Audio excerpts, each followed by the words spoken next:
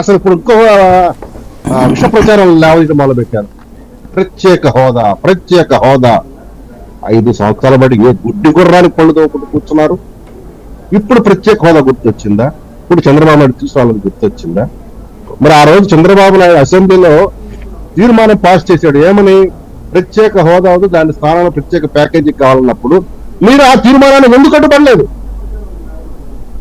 67 మంది శాసనసభ్యులు ఉన్నారు కదా ప్రతిపక్షంగా, ఎందుకు అడ్డం పడలేదు? దాన్ని ఎందుకు ఆ ఏకగ్రీవ తీర్మానానికి మీరు అడ్డం పడకుండా మీరు ఎందుకు చూసుకుంటూ కూర్చున్నారు?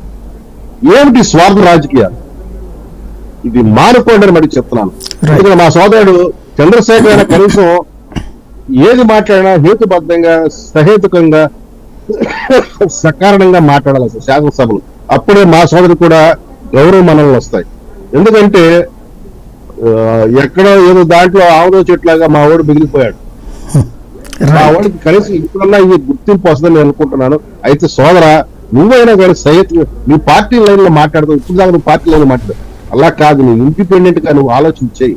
రాష్ట్ర ప్రజలకు ఏం కావాలి, రాష్ట్రానికి ఏం కావాలి, ఏం కోరుకుంటున్నారు రాష్ట్ర ప్రజలు, ఈ ప్రభుత్వాన్ని ఏ రకంగా నిలదీయాలని కోరుకుంటున్నారు, వాటిని నిలదీయండి. అంతేగాని ఈ వైసీపీ దిక్కుమాల స్ట్రాటజీలు, విష ప్రచారాలు ఇవి ఇంకా స్ప్రెడ్ చేయబాకండి.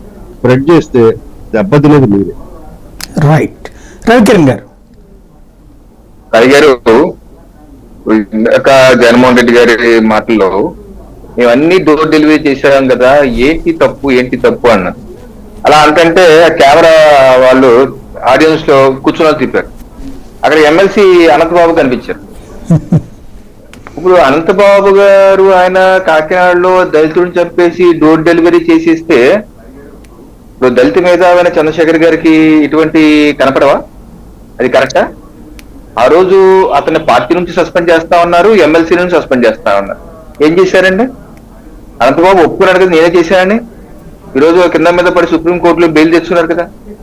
అటువంటి వ్యక్తిని పెట్టుకొని తిరుగుతా మేమేదో ప్రజాస్వామ్యయుతంగా అద్భుతమైన పరిపాలన ఇచ్చాము, సూపర్ పరిపాలన ఇచ్చాము, ఎలా ఓడగొట్టారో తెలియదని జగన్మోహన్ రెడ్డి గారు అమాయకంగా అడగటం.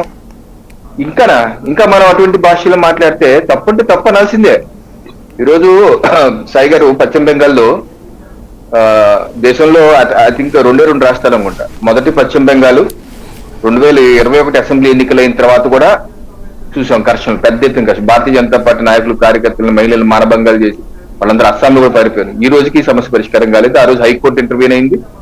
కేసులు పెట్టకపోతే హైకోర్టు పౌర సంఘాలను పంపించింది, సిబిఐని పంపించింది, అని చేశారు. ఈ రోజు కూడా పశ్చిమ బెంగాల్లో భారతీయ జనతా పార్టీ నాయకులు, కార్యకర్తలని ఈ పార్లమెంట్ ఎన్నికల తర్వాత కూడా అనేకమైన దాడులు జరుగుతున్నాయి. ఈ రోజు హైకోర్టు కూడా దాని మీద పిల్లేస్తే హైకోర్టు కూడా వెంటనే దాన్ని పరిష్కరించాలి. అలాగే సిఆర్పిఎఫ్ బలగాలను కూడా మీరు ఎక్కడికి కదలదు, ఈ రాష్ట్రంలో ఉండడానికి ఆదేశించింది హైకోర్టు.